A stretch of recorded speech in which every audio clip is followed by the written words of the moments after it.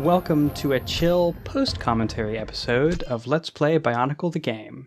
Today it's out of the frying pan and into the freezer, to quote classic video game Final Fantasy X. Kopaka, my brother, I have discovered the secret of the Borok's power, and it is also their weakness. Capture the Chrono. I'm chasing a Borok now. He's heading for the Kinney. There isn't much time. The game doesn't explain, any aspect of the lore or story.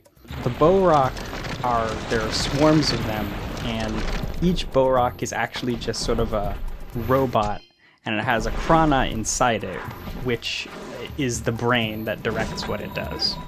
At the beginning there I checked, because this is a second take, and I was checking to make sure that I hadn't recorded the light stones that I'd collected. There are 200 in this level, and to get the reward, you need 180. There are two things to know if you are actually going for that target.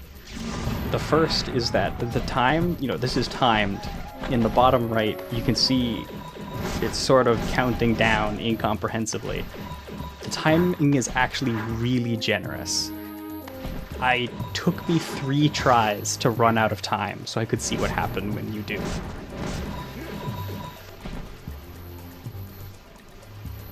The second thing to know is that this is something I only discovered, yesterday, which is that after you beat a level, the game remembers the light stones that you've collected. So when you go back into the level, those light stones will still be gone. If you've only missed a couple, you only need to get a couple. You don't need to recollect ones you've gotten before. I was surprised to discover that.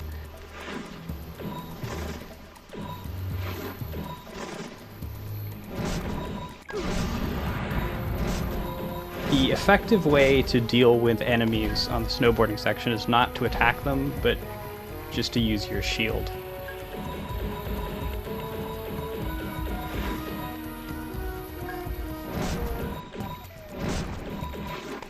Now, it looks like I'm almost out of time, but first of all, I'm almost at the end, and second of all, I'm just sort of not.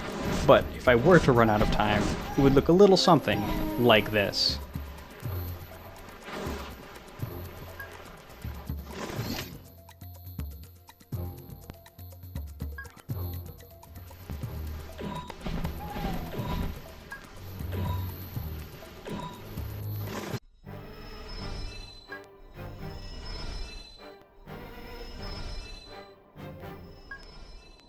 Kopaka, the Borok has burrowed through that cliff. I fear it's heading This is Nuju, the Turaga of Kokoro. His distinctive trait is that he only speaks in clicks and whistles, which are later established as being bird language that only a few people understand. In this game, his trait is that he sounds really stupid, which, to be fair, is true of every character in this game.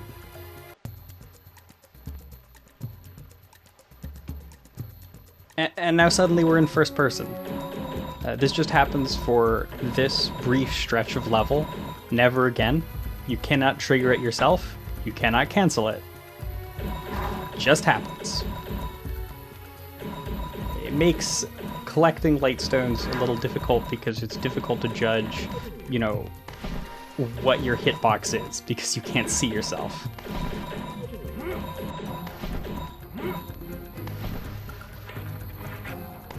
Fighting the Borok is pretty straightforward. As the tutorial said, it's invincible while it's rolling, so what you need to do is get close to it, and then use your shield to knock it off balance, and then you can attack it. Now, I'm going to reveal a little secret to you. I am an extremely pro gamer, which I think I said that last episode, but it bears repeating because that's just how good I am. I would normally beat this very quickly, but someone pointed out that there are some special game over movies for this particular level, and I should show them. So this is a failure run. That also means that you get to see more of the terrain than you otherwise would.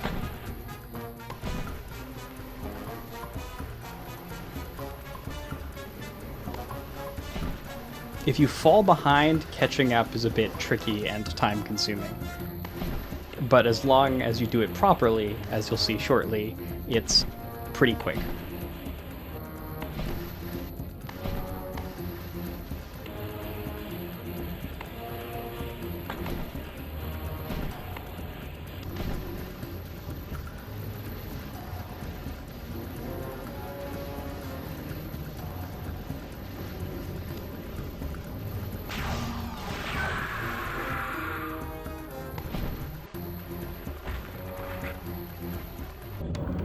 But we've taken too long and let the Borak get to Kokoro, and now this happens.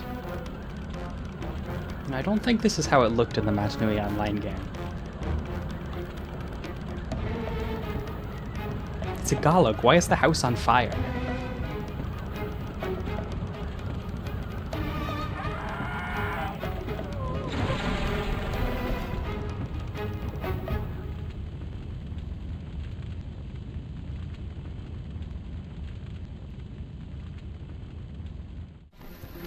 And now, the true run.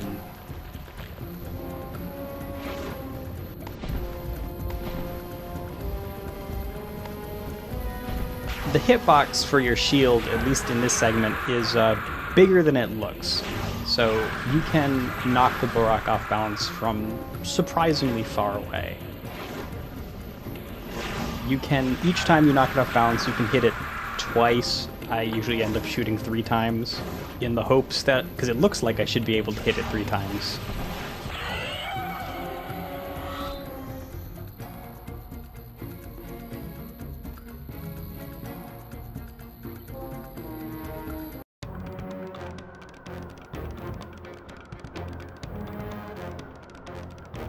Kopaka, Toa of Ice, you have saved our Koro, and we thank you. Alas, the sworn leader has escaped, fleeing down the mountain. The path down the mountain is most treacherous. There have been many unnatural landslides there of late. Take care. I will do my sworn duty.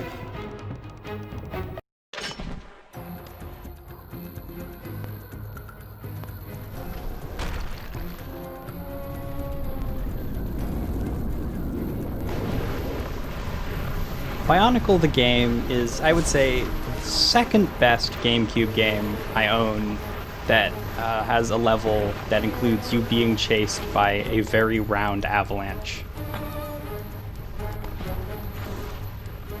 The joke is I only own 2. For avoiding the snowballs this avalanche attacks you with, you want to hug the side. The left side, from the camera's perspective, is probably the better one.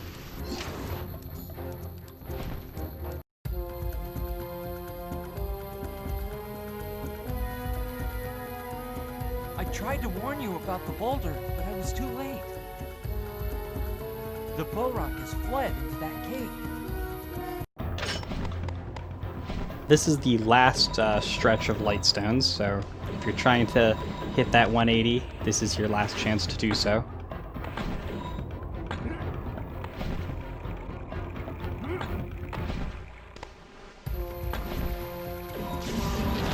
These icicles that shoot out of the ground look like you're supposed to attack them, seeing as you auto-target them. The better thing to do is to just use your shield, and you'll either bounce off them or break them. This Borak fight is pretty much the same as the previous one, although it is harder. It's a little more aggressive, spends more time underground, and it also has an attack it can do while rolling right here. You can see it leaves this sort of trap behind itself. There's no way for you to recharge your energy in this level, by holding down the B button. Instead, your energy just recharges automatically. Since you only need to do like 2 or 3 shots at a time, it's not a problem.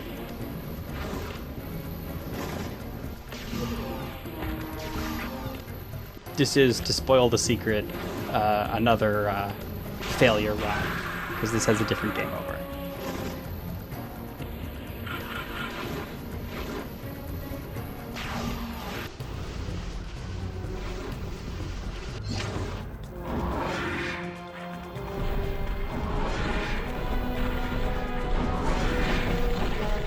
So Bionicle is very color coordinated. So the Borok only travel in swarms of their own element. But I guess it would make more sense for them to travel in variable teams because they have different abilities. And so they would be able to tackle different tasks. Anyway, this is harder, but not much harder. As long as you go full speed, then you can manage this without too much difficulty.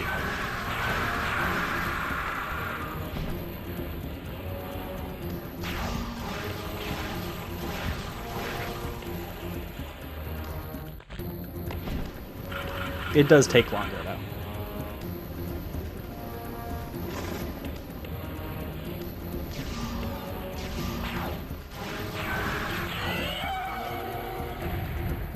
And there you go.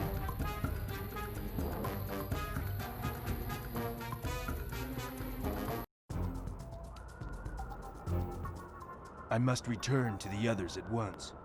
And with that, the Borok saga is over. That's right. We won. Next time, things happen. Or don't, as it were. See you then.